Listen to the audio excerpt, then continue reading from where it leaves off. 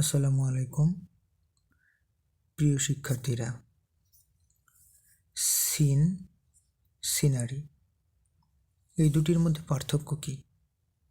আমরা খুব সহজে পার্থক্যগুলো দেখব।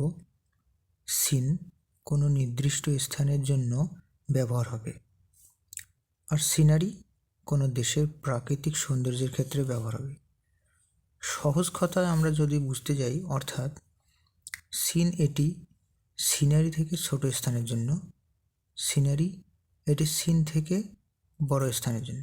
তার মানে সিন যদি কোনো সেন্টেন্সে ব্যবহার হয় তো এটি ছোট পরিসরে, ক্ষুদ্র আকারের স্থানকে নির্দেশ করবে, আর সিনারি এটি বৃহৎ, বড় স্থান, কোনো দেশ বা রাষ্ট্র, মানে বিভিন্ন জায়গার, যেটা হচ্ছে কোনো একটা বড় স্থানকে নির্দেশ করবে, সিন থেকে বড় যেটা হবে।